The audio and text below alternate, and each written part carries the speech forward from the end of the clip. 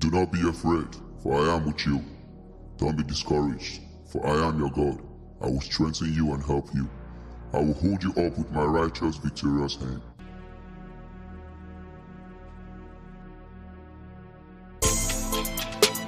I'ma walk through the valley. I'ma walk through the valley of the shadow of death. I'ma walk through the valley. I'ma walk through the valley of the shadow of death. I will fear no evil. God's got me. Fear not, faint not. Always on the throne. Never losing faith. Trusting in Jehovah. He's giving me the cover. I'm giving him the honor. He's never gonna let me down. No drown. Try running from his law, but his law driving down. What is a man that you're mindful of him? What have I done to deserve his love? And yeah, I know who goes before me. I know who stays behind. The God of Israel's army is always by my side. The one who reigns forever. He is a friend of all. The God of Israel's army is always by my side. Up in the morning, I'm thankful God's got me. I will praise in the song, God's got me. Even when there's a casting down onto me, it's a lifting up. God's got me, God's got me. I'ma never lose faith, God's got me. I will never fade, cause I know God's got me. Christ is my rock, so the rock I'm standing on. I'll be elevating, God's got me. I'm a light of the world, city built on the heat, can't be hidden. I will light up, illuminate, God's got me. Even in the storm, God's got me. Persecution may come, tongues may rise, situation might change, but His word is my anchor. God's got me. Copyright disclaimer. Under Section 107 of the Copyright Act 1976, allowance is made for fair use for purposes such as criticism, comment, news reporting, teaching, scholarship, and research. Fair use is a use permitted by copyright statute that might otherwise be infringing. Nonprofit, educational, or personal use tips the balance in favor of fair use. No copyright infringement intended. All rights belong to their respective owners. This is War Cry. We're on the wall crying out for our children, our communities, our schools, our churches, our families. This is War Cry. Welcome to our reality. Gun violence. Chicago, Philly, Detroit, New York, Atlanta, just to name a few. Our black children are dying day by day. This is War Cry. Police brutality. Hands up! Don't move. I can't breathe. Hashtag Black Lives Matter. Hashtag All Lives Matter to Christ. This is War Cry. Drugs, rape, mass shootings, school violence. This is War Cry. Galvanizing people to pray for our children and to take action. Let's march on Washington. We want prayer back in school. This is War Cry. Cameras, memorials in every corner in our neighborhood. Who died this weekend? Oh no, not Miss Martha's grandson. This is War Cry. He was only 16. His brother died last year. He was only 13. This is War Cry. We the people. We're the elected officials. This is War Cry. We need the church. Where's the church? Only on Sundays. Get to the streets, church. We need you out there. This is War Cry. Girl, be gone. Boy, be gone. Mothers crying. Fathers being locked up. Welcome to our reality. Identity crisis. This is War Cry. Oh, they're trying to remove our history off the textbook. Oh, critical race theory? It makes them feel bad. It's our reality. Fake reality shows. We want the real truth. Stay woke. This is War Cry. HBCUs under attack. This is War Cry. Equal pay for what we do. We want a reparation. This is War Cry. Ashes to ashes, dust to dust. Wait a minute. Is that somebody else they're burying that looks like us? Only 12. This is War Cry.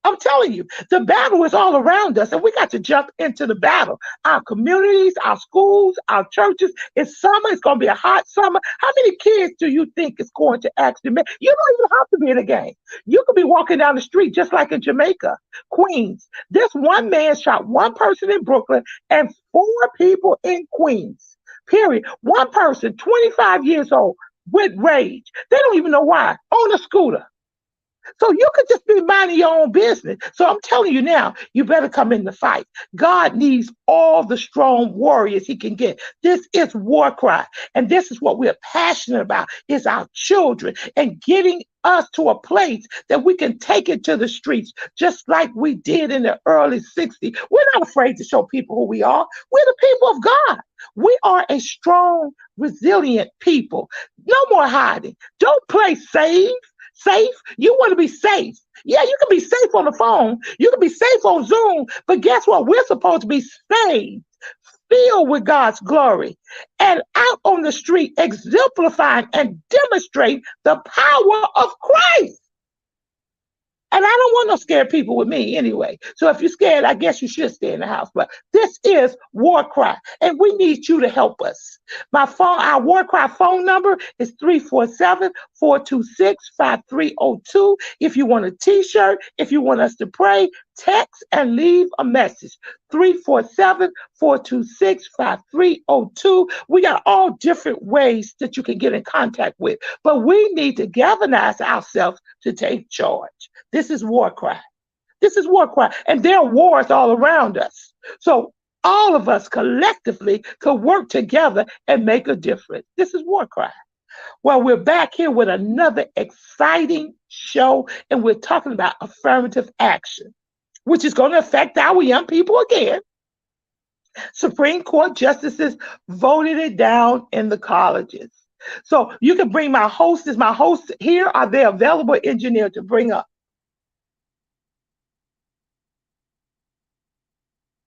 Dr. Gregory Johnson, are you with us?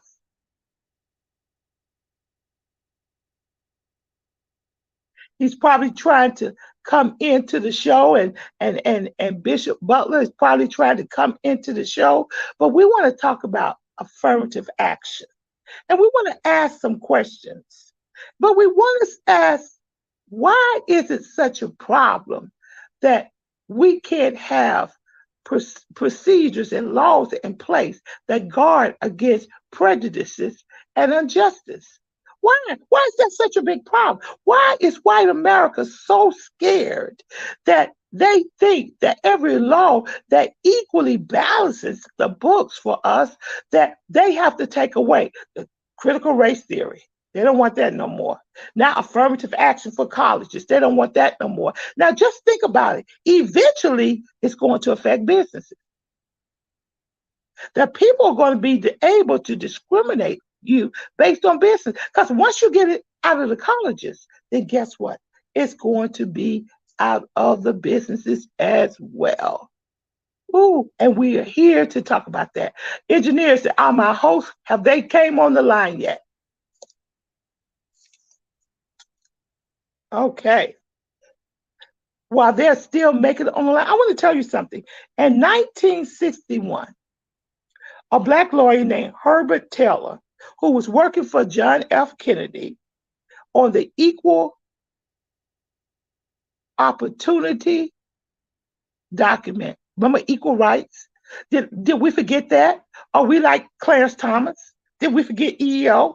He started off in EEO, but somehow the brother with his lifetime appointment on the Supreme Court, it appears that he forgot that the people shoulders he stood on to get there. He forgot that. He's just thinking about he made it there on his own merits. And guess what? I am not taking anything away from the smartness of who he was. I am not taking anything away from that. But brother, let me give you a reality check. You started working in EEO. You remember Anita Hill? Oh, engineer, let's go to the first video.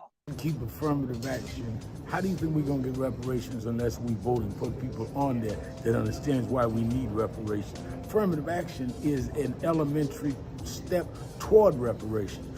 Reverend Al, what are the issues in this moment that Black America should be focused in on? We must be focused in on voting.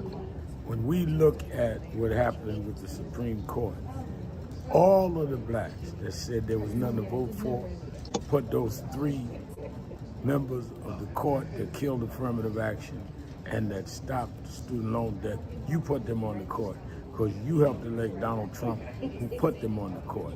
All of us that are talking about we want reparations, if we couldn't keep affirmative action, how do you think we're going to get reparations unless we vote and put people on there that understands why we need reparations? Affirmative action is an elementary step toward reparations.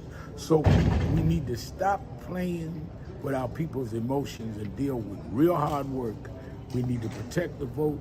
We need to go out there in the name of what they just did to affirmative action and student debt forgiveness and really put people in power that are accountable to us. Lastly, the dangerous vote was this vote about LGBTQ where they said that you can now choose who you're going to do business with. They were not even plaintiffs. The plaintiff they named said, I never asked to do something with these people. So if they're using non-injured plaintiffs, that means anybody can jump up and say, I don't want blacks in my store. I don't want blacks to I don't want to have to do contracts with blacks. What they did with affirmative action and that can put black businesses out of business because they can say it's unconstitutional, just like now the court has ruled in schools. That means we don't have to deal with black or diversity and corporate spending and all of that. We've got to fight back. We've got to understand they've declared war. In August, you're going to have the commemoration of the 60th anniversary of the March on Washington. Reverend Al, in this moment, there's a serious rollback. I mean, just before the March on Washington, you know, we were fighting, and then in 64, 65, Civil Rights Act, Voting Rights Act. Now we are losing freedoms. What is this moment? The moment is a challenge. Are we going to stand up and do something in this moment? In 63, in June of 63, Medgar Evers was killed. In August, 250,000 people showed up in Washington that led to the 64 Civil Rights Act, 65 Voting Rights Act. In June of this year, 60 years later, affirmative action was killed. Are we going to show up and are we going to tell them that we are the children of those that backed you out of Jim Crow and we're not going to let you bring us back? Wow, wow, wow. Did everyone hear what Dr. Al Sharpton said? We've got to fight. Affirmative action now has been dismantled in our school systems. Now, I want to say something to you. A lot of times we think affirmative action just helped and assist us, Black people. But I want to be clear with this. It helped white women. Matter of fact, it helped white women perhaps more than it helped us. Now, I would move out to say that 40% of all of the applicants that was accepted in these schools that fought against affirmative action, like Harvard, I'm calling you out, the candidates that was let into the school, which was us, the Black candidates that was let into the schools, were qualified to go there in the first place. Our race didn't get us in. We had the grades that got us in. We were the best students. We could have competed against any white student for a selection or for a slot in your universities. You didn't give us 20 points because we was Black, and then we went in with a 2.0 average. No, that's not how it worked. We were already qualified. You know how I know? Because when we went into those, colleges, such as Harvard, we didn't flunk out. See, the people want to make it seem like that affirmative action really gave us the edge, but it really didn't give us the edge because we were qualified to be there in the first place. It just allowed these admission offices not to discriminate against us or push our applications to the side because of the legacy children. Now, what is the legacy? Legacy is if your mama went to a school or if your daddy went to the school. It's just like with sororities. If your mama pledged or fraternity, your daddy pledged, you have an up to get in. But these universities are still going to be able to do legacies for their white constituents that have graduated from there. So they still going to have an up. It didn't take away from the legacy. It took away from us. It gave us, it put us equal. That if a legacy applicant, if they have 100 slots and it's 99 they fill and 2 applications come up, which is a legacy. Their mom went there before, their dad went there before. And then we have a Black student or an Asian student that has superseded double degrees, a student, SALs, that guess what? They could smack them down. And the legacy, who could have a 2.0 average, will be able to get into the school. That's the up they have. That seems unfair to me. We all have stood as Black African Americans. We stood on the backbones, on the shoulders of someone else. So if fair is going to be fair, let's call it fair. Yale's discrimination suit was about Asians and whites brought a discrimination suit to the Supreme Court because they felt that they were being discriminated against. But let me tell you, we don't have a lot of Black people going to Yale, so how could you feel that? I want you to look at the percentages of us that's being represented in these large universities. And when we get there, we have to prove ourselves. And I thank God for our Black young sisters and brothers because they are proving themselves. We're not getting there and they're giving us 50 points because we're Black and then we're failing out. We're getting there and we're hitting the mark and we're hitting the target, just like we should be doing. So when we look at this affirmative action thing, we got to look at it straight across the board. White women don't want to say that they was given because they're considered a minority too. When we look at minorities, we have to look at the diversity of the skin, the ethnicity that we are, the sex that we are. So it's a lot of different factors that come in there. Being white is one factor, but being a woman puts them in a minority. Being Black gives me one edge, but also being a woman gives me 2 edges. So we got to look at what affirmative action is and how it works. And now, since it has affected the colleges, and let me say something, our Black historical colleges are just as good. And if we look at Yale and Harvard, do you know that it was the slaves that actually built these universities? And really, we should be getting some type of reformation just by going there. But we don't get no special anything. Why don't you begin to look at who really built those universities that our people were not even allowed to attend? Now, getting back to the Black historical colleges, which are great and greater. So we're not saying that the Black historical colleges, they're going to increase anyway. The attendance has been increasing everywhere. Delaware, Morgan, Howard, Southern University. They are Fisk, Spelman, Tennessee State, Alabama A&M. They are increasing with the enrollment. Because it's one thing that we're learning now, that we're going to take advantage of our educational systems. Period. But we should be able to go anywhere we want to go if we can get in there. It's very hard to get into those Ivy League schools because guess what? The tuition is horrendous. They will price us out. And once we get there, our kids are graduating with these abnormal amounts of student loans that's keeping them from even moving forward.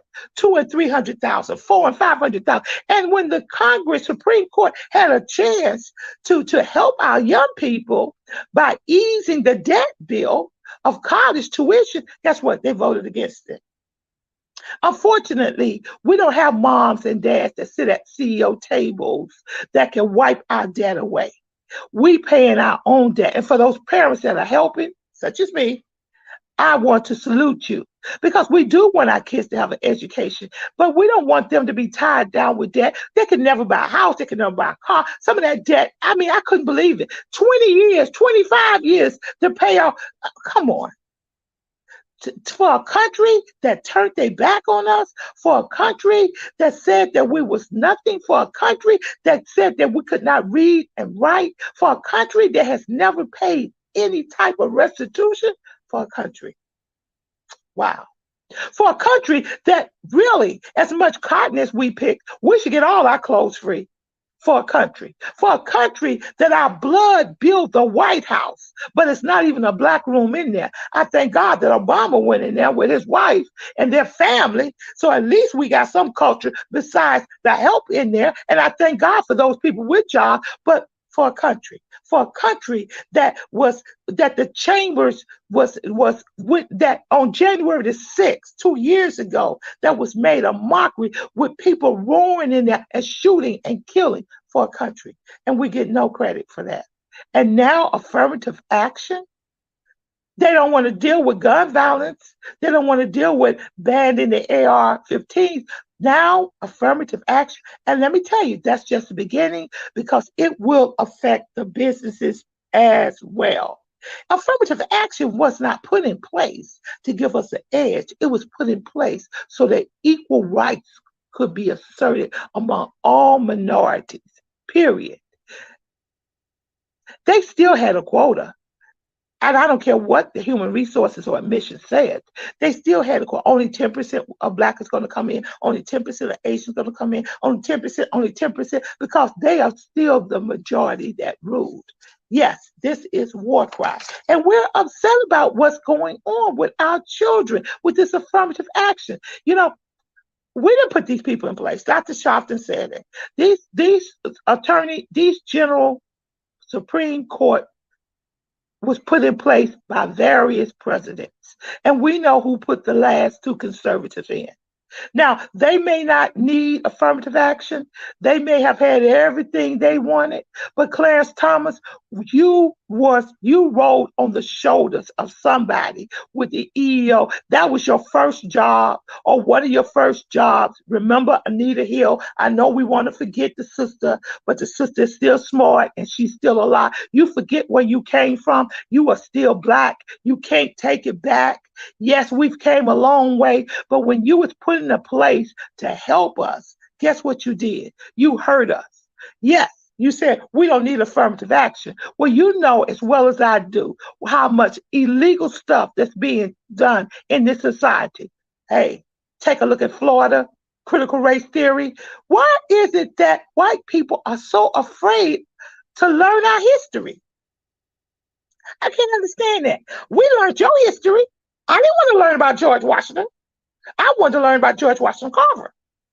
But why is it that we had to learn your history, but you are so afraid of learning our history? Everything we do, you push us back. Every move, you wanted to defund the historical black colleges. Guess why? Because we are crowding them, we're attending them, we are flooding them. And the state of Tennessee, do you know that the governor asked or a senator asked? You can Google it and find out. The president of Tennessee State, why is it that so many people want to come to you instead of wanting to come to the University of Tennessee? Minorities, that's what I'm talking about. Why is it so many of us wanted to go to Tennessee State instead of to the University of Tennessee? You figure it out. First of all, you want us off the streets. So now we're moving off the streets into the university. Now you're asking why. Oh, come on. You could do better than that. You could do better than that. You could do better than that because we want to know. Why is it that every time we move ahead, you want to push us back? Why is it that it's not a big complaint about black on black crime? Even from white people, you should be joining us with black on black crime. We're killing our own self-harm. And now you're trying to hurt us with affirmative action. What is it? What is it about us that you really don't like? And I know some of us you like, those that are silent, those that are in agreement, those that don't cry out for their people, those that don't want anything besides what you've given them. And they live in their whole cushy world and they think everything is just fine. Well, that's not my case. I'm going to cry out for my people. This is War Cry. We're broadcasting all the way from New York. And you know, New Yorkers, we got an attitude. And we can shake our head. New Yorkers are very resilient about what they believe. They always pushing forward instead of pushing back. And yes, we got our problems, but I thank God that we do have a mayor. I salute Mayor Eric Adams. That's a brother we're pushing forward, not just for us, but for a better New York. I salute those that's in the battle for gun violence. I salute God Squad and the 67 precinct and all of the precincts that are helping us on the line, fighting against gun violence, taking the guns off the street, taking the drugs off the street. I salute our black kids that are going to college to learn and come back and help. We need more help. A lot of people make their money in the streets, but guess what? They take their money and leave the streets. I need y'all to come back. I know you're doing good acts sometimes, but I need you to come back. I need your money to come back. I need Jay-Z. I need Beyonce. I need Rihanna. I need ASAP. I need y'all to come back. I need Carly B. I need them back. I need Nick. I need y'all to come and get in the streets and join with us to fight this battle. Because it's one thing that we have in common, and it's not green. It's the color of the skin. And guess what? It's here today, but it could move into the suburbs tomorrow. So we need to fight and help our young kids. Many of them are suffering from mental illnesses. We need to get mental illness counselors in school. And I applaud the chancellor in New York City. He's doing a great job, but we need more social workers. We need for you to volunteer. Everything can't be about money. Sometimes you got to do things free. You need to volunteer. Churches, I need you to call up your social workers that's been sitting there. I need you to call up your teachers that's been sitting there. You need to call up those retirees and form a coalition so that we can help our people. Churches, 3 and 4 on the block. I need you to put denominations down just for a day. You can pick them up on Sunday, but please put them down. Open up your doors. Get a t-shirt that says, I'm praying for our kids. Join hands. Let our young people know. Begin to celebrate them. Affirmative action is a bad thing for us, but we don't need it anyway, because guess what? Our kids are smart. Our kids are resilient. But guess what? Against a legacy, that's affirmative action, because white people still got the legacy. Engineer, let's go to the video. Our students always come first, which means today, where free speech is paramount, a student gets the last word. Our final speaker is a member of the baccalaureate degree class. Jordan Pierre was nominated, then selected to speak on behalf of his classmates by a committee of students, faculty, and staff. Jordan is a broadcast digital journalism major from Brooklyn, New York, and following graduation, Jordan intends to go to graduate school right here at Newhouse, studying radio, television, and film. Please welcome Jordan Pierre.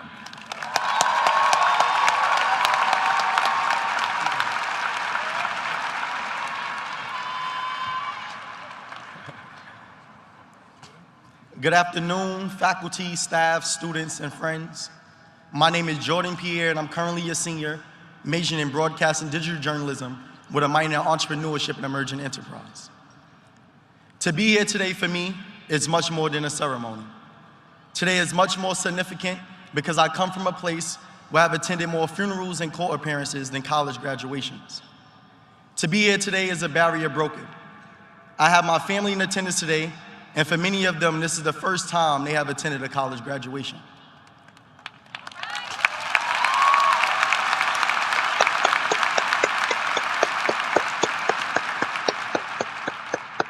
Earning the opportunity to walk across this stage required much more than just passing classes.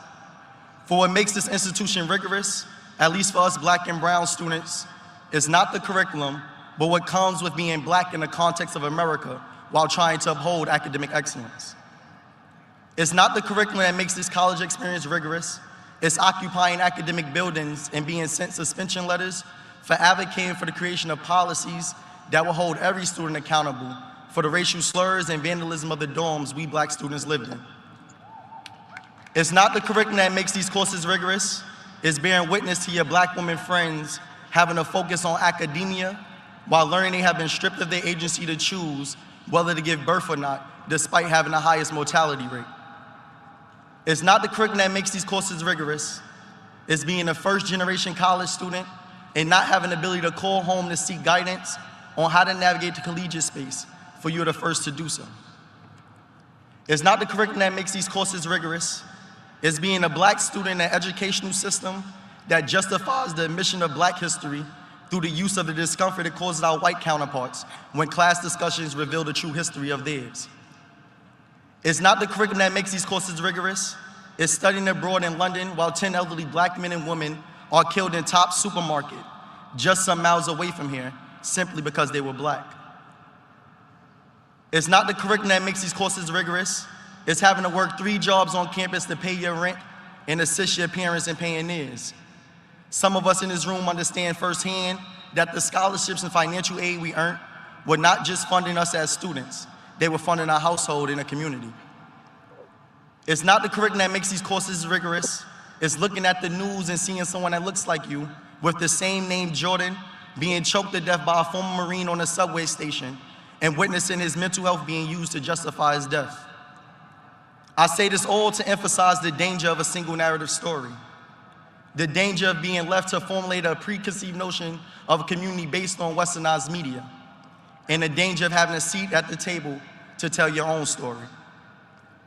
I often say that it's easy to dream, but it's hard to aspire to occupy a space that you have never seen someone that looks like you in.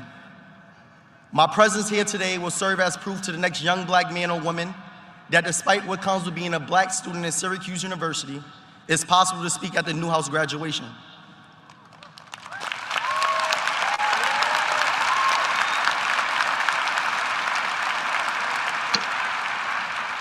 There was a time when I did not know what a student marshal was until last year when I met a Black woman named Adudu, a student marshal at the College of Engineering and Computer Science.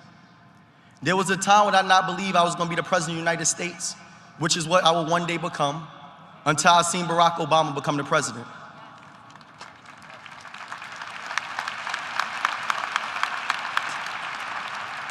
My presence today will stand as a symbol of inspiration for the Black people who hear this speech will be able to see themselves in the position I am in and aspire to do the same. I challenge my fellow graduates who are not of color to be mindful and intentional with the stories that you share, normalize, and teach your children. For those stories are used to formulate a preconceived notion of who we are based on the narratives you teach and the environments you expose them to. I challenge my fellow brothers and sisters to also be intentional and thoughtful about the stereotypes we normalize and perpetuate amongst ourselves. James Baldwin once stated that if the world does it to you long enough and effectively enough, you begin to do it to yourself. You become an accomplice to your own murderers. We must ensure that we do not become that accomplice and use our platforms to empower one another. To Syracuse and to Newhouse, I challenge you all to take accountability for the trajectory the media has taken. It is not one we should be proud of. For if we take pride in being the #1 communication school, we must also take ownership of the leaders and content creators for the media we consume, especially as we produce those who are the head of the newsroom. So we are only a microcosm of what the world will become. I challenge us all here today to denounce the stereotypes we have of one another, for the problem with stereotypes is not that they are untrue, but incomplete. As the legendary Nipsey Hussle once stated, the marathon continues.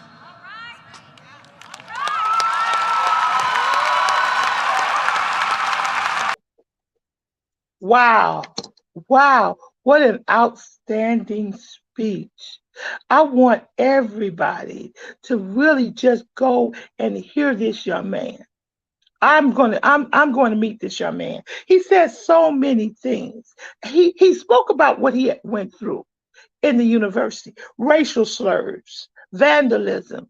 Do you know how it feels for our young people to have racial slurs slung at them all the time, go into their rooms, go into the building with vandalism, with all these words? And these are with the students that they're going to school with, being called that N word that we ourselves have been dealing with all our lives. And not just us, our grandparents, not just our grandparents, our great grandparents, not just our great grandparents, but our great great grandparents all over the world. Because I don't care where you are at.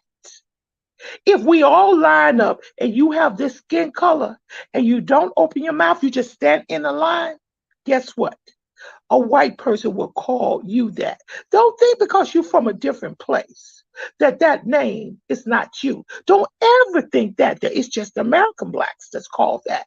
That is so untrue because we all look alike. Somebody in Jamaica look like me. Somebody in Africa look like me. Somebody. Because we were all connected together. So what affects one of us affects all of us, the home of the brave and the land of the free. Freedom? Well, you know how I feel about that. You know how I feel about that. And you know how I feel. Then he talked about being a first-time generation scholar. That means he was the first one in his family that went to college. Do you remember the first one in your family that went to college? Was it you? Was it your brother? Was it your cousin? Was it your parents? Are you a second generation or a third generation? But remember the first generation, how proud you would be if you had not went to college and your son or your daughter went. Think about how proud his parents were. But he still had to work jobs to not only help his parents, but help pay his tuition. Not enough funding, not enough money. The struggle. How many of our kids have left school because they didn't have enough money and didn't have the resources or anyone to come to? How many of our kids that don't know who to talk to when they go to these universities and they get in trouble? Because sometimes we don't give good advice. We just say, well, just stay in there. It's going to go away. Just don't listen to them. Just tune your ears out. Just focus and study. How can you be studying when they're slinging out racial slurs at you and they're marking up your locker and they're marking up your room or they're saying stuff? And how? Who do we report it to? And then they tell us to have tough skin. I salute this young man, Jordan.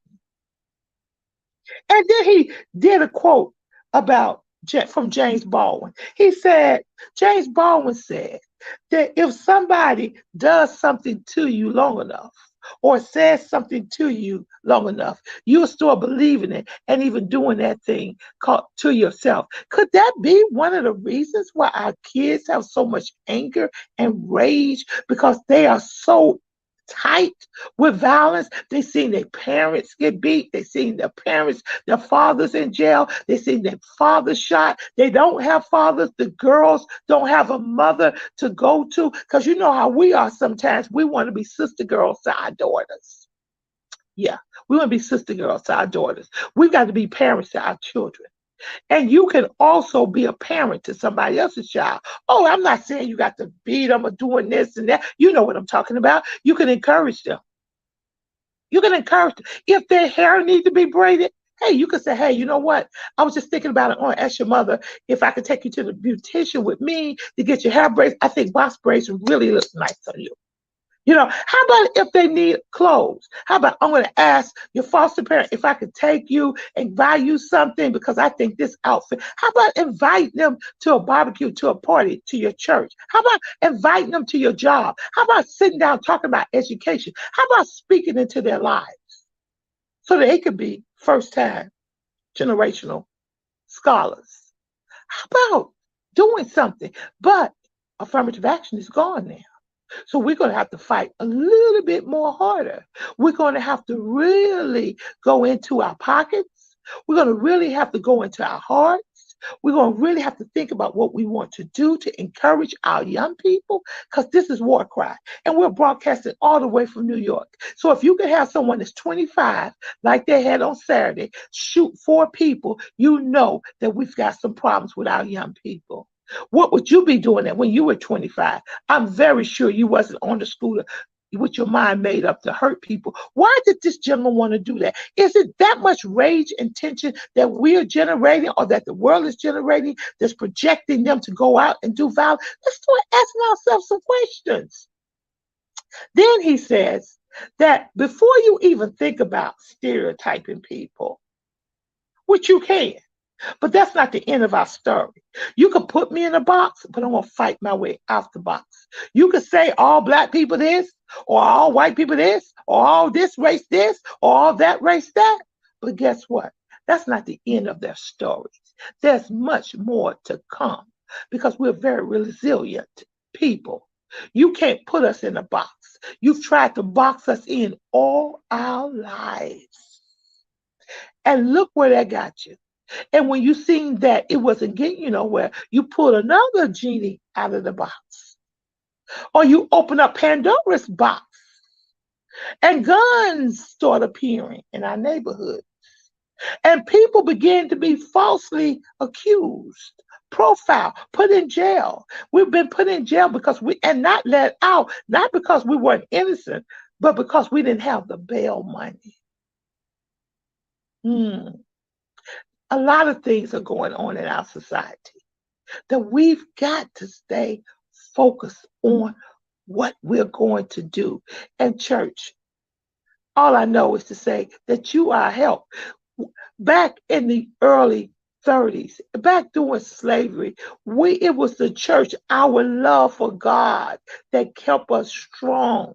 It was our love for God that moved us to the next level. And the church was always a strong place, a refuge, a community. They had meetings and stuff. Martin Luther King met, and so did Jesse Jackson. They met. We had meetings. And guess what happened? The church was the first line of attack. That's why they bombed the churches in Birmingham and bombed the churches in Mobile. That's why, because they knew the strength of the church. And I'm calling you out again to show yourself mighty and to show yourself strong in the Lord. We say we are saved in the Lord. So let us put our saved selves on the street to let our young people know that we are the church. And guess what? If they don't receive it, then don't take it personal. This is the world. They're not saved. They've been inundated with so many things with social media. And we need money. We need funds. We need schools. We need good curriculums. We need men to be mentors. We need women to be mentors for our young girls. We need community neighborhood watches back again. We really need communities.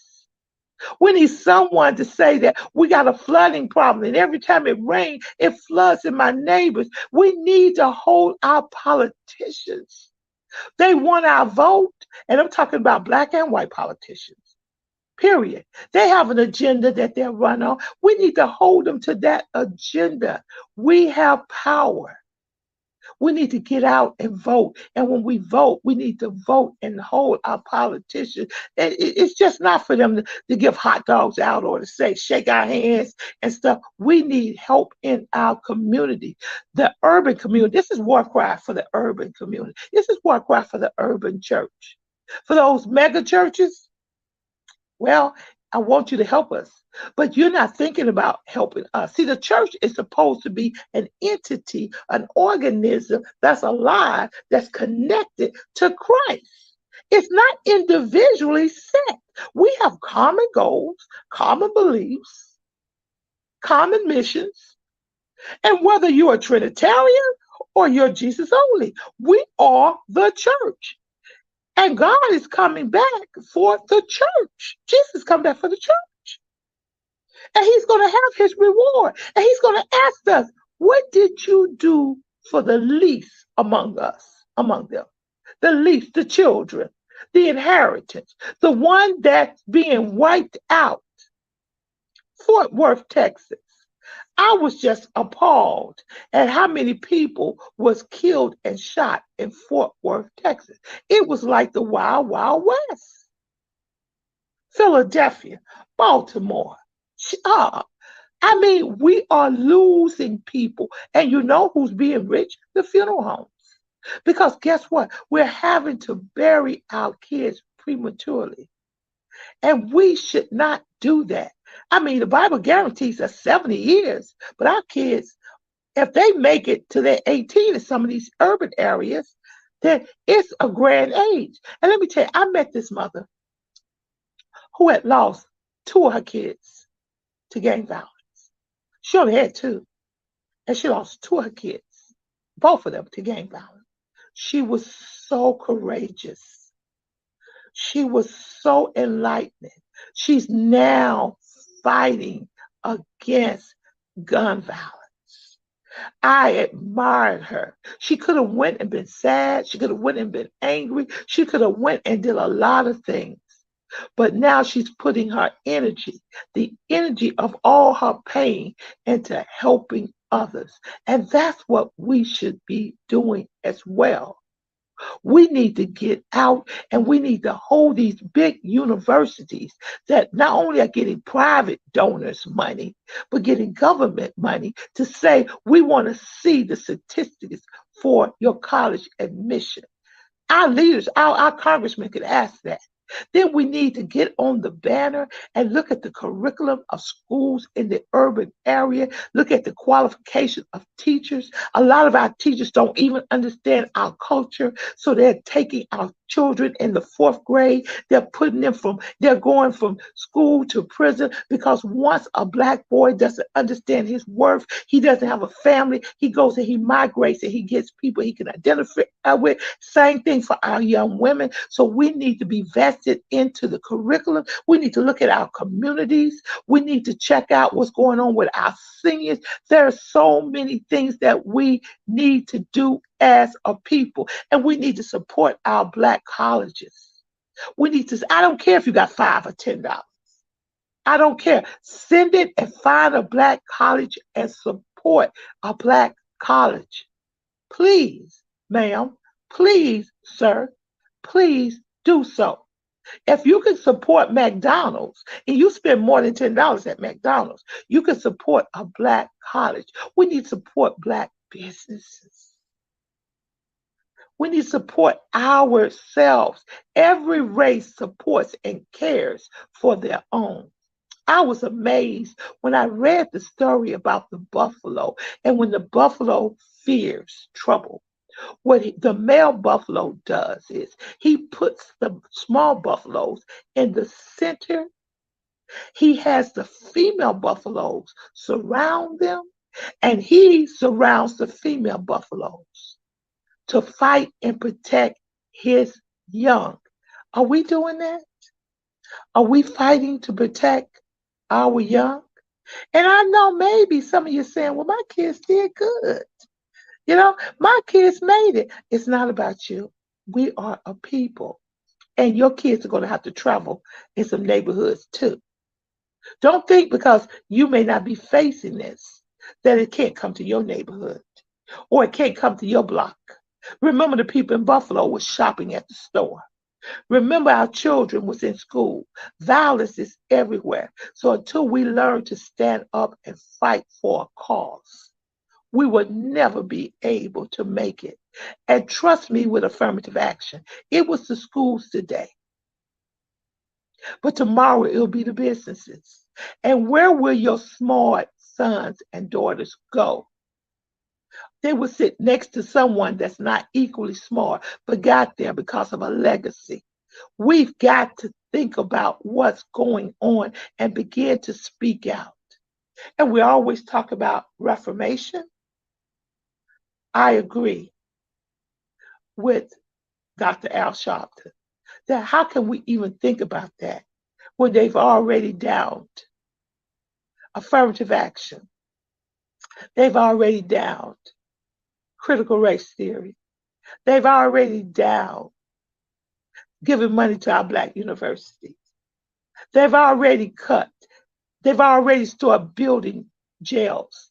In Buffalo, I was so glad to find out that they had a petition going on, stop building jails. They're building jails without even people occupying them. You know why? Because the statistics and the gamble is high on for us. No jobs, no hope, we turn to crimes. Every time the economy goes up and interest rates goes up, guess what? Petty crimes increase. Things like milk, people need for their babies. Gas, people need for cars. Food, even cigarettes. Can't you see what they're doing? It's happened to affirmative action. It was gun violence.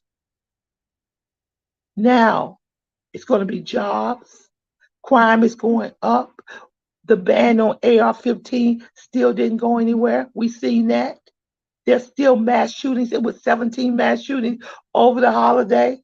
And guess what? They don't consider a mass shooting anything unless it's 4 or more. Check it out. How many people was killed? How many mothers cried? Foster mothers or fathers? How many funeral homes had to pick up bodies? How many hospitals was filled? The trauma that goes through our neighborhood, the trauma that's felt, the edge that they have. Now, you heard Jordan, he said the racial slurs, and he said the vandalism. Now what they're going to say, we don't have to have you here. N, go home. You know what N stand for, N-I, blank, E-R, go home. But I'm just as smart as you are. It don't matter how smart you are. I'm a legacy, and I stay. Is that the way we want to leave generation Gen Z? We've got to show Gen Z that we care. We've got to show Gen Z that we care. And this is a clarion call to everyone across this united nation. I don't care where you at. We're all connected with this. Whether you're in Haiti, Barbados, Jamaica, Guyana, the Virgin Islands, we're all, whether you're in London, Israel, Australia, Brazil, Africa, Russia, whether you Black Russians, yes, Black Russians, yeah, Black Chinese, yes. I know you guys think it's just us, but we are everywhere. We need to unite because we have a common goal. And that goal is justice for all, equal rights for all. We don't want you to open the door, but we want the door to be made available so we can open it ourselves. We are the people. And we're not going to stop. This is War Cry. We're not going to stop. We're going to wave this banner. We're going to wave this banner until we see a decrease in murders among our people, until we see greater increases among cars, until we can sit down and talk about some restoration. We should at least get cotton, get clothes free. I mean, come on here. That tobacco, there's things that we worked and we grew and we bled. Do you know in slavery that if in fact you was pregnant and you went into labor, you just laid there and had the baby. They moved the baby. You finished the day, and then within cruel, harsh treatment that we used to build this nation with. And our kids still are bleeding. Every time I see memorials where somebody has lost their lives. So let us come together and let us pray. Father God, in the name of Jesus, God, we know you're all powerful, all knowing, all willing, God. And we're asking you now to give your people the strength, give your church the strength. I don't care if it's a Black church. I don't care if it's a white church. I don't care if it's an Asian church. I don't care if it's a Korean church. I don't care, God. Let us unite with a banner of social justice so we can go out and fight against the oppression of your marginalized people. and we will fight, and you will be the winner in this battle. This is War Cry. We want you to join us. We want you to get a shirt by contacting warcry.children@gmail. The shirt says, I am praying for our children. Put prayer back into school. You can wear it. When I'm wearing my shirt, everyone says, my goodness, I saw more shirts by wearing it. Because guess what? We want to march on Washington with those shirts on. Or you can give me the names of those kids that you want me to pray for. They don't have to be your kids. They could be somebody else's grandkids. You can call and leave that on 347-426-5302. Text, don't even call. Just text it. Or you can hit us up on our website, War Cry for Our Children. Everything is War Cry for Our Children, because that's what the banner is about. If not us, who? If not us, who? Because the Lion of Judah is coming. There is a war cry out there. He's going to ask you, what did you do? What did you say? How did you move in the time like this? The enemy is advancing, but guess what? We're going to advance on the enemy. Our kids are not going to be lost. This is Gen Z, and we're going to support them. We're going to make sure that they are successful. We're going to get behind them. We know mental illness is running haywire among the streets. We're going to push for more social workers. Social workers, we need you to volunteer. As I stated before, everything can't be about money. I know this is the time we're making a lot of money, but some of us, churches, I need for you to see how many professional people that you have in your church. Don't get the unprofessional ones, the ones that are not confidential, the one that gossip backbite. We don't want them. We want the ones that can help. And teachers, offer tutoring services in the church free of charge. Offer it in the schools. Go to the library, put a sign up. I would tutor. Read a book. Do something. Our reading levels, and this is the last thing I'm going to say, 40% of our Black kids that's graduating are reading below grade average. We need help. But this is War Cry. And I'm going to always come to you with the real facts, the real deal.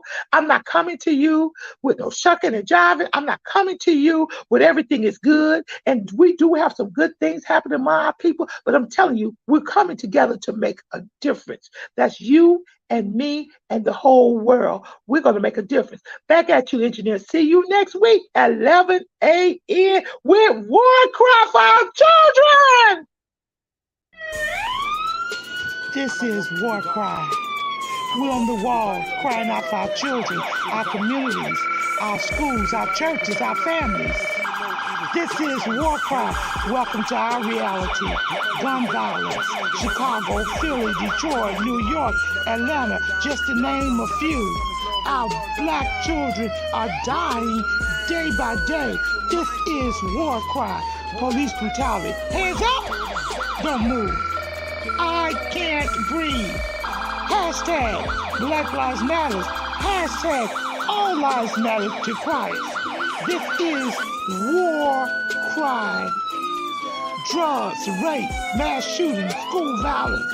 This is War Cry, galvanizing people to pray for our children and to take action. Let's march on Washington. We want prayer back in school. This is War Cry, candles, memorials in every corner in our neighborhood. Who died this weekend? Oh no, not Miss Martha's grandson. This is War Cry. He was only 16. His brother died last year. He was only 13. This is War Cry. We the people. We're the elected officials. This is War Cry. We need the church. Where's the church? Only on Sundays. Get to the streets, church. We need you out there. This is War Cry. Girl, be gone. Boy, be gone. Mothers crying. Fathers being locked up. Welcome to our reality. Identity crisis. This is War Cry. Oh, they're trying to remove our history off the textbook. Oh, critical race theory? It makes them feel bad. It's our reality.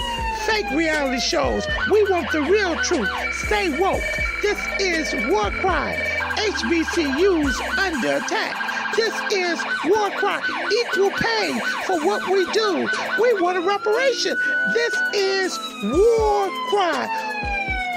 Ashes to ashes, dust to dust. Wait a minute. Is that somebody else they're burying that looks like us? Only 12. This is war cry.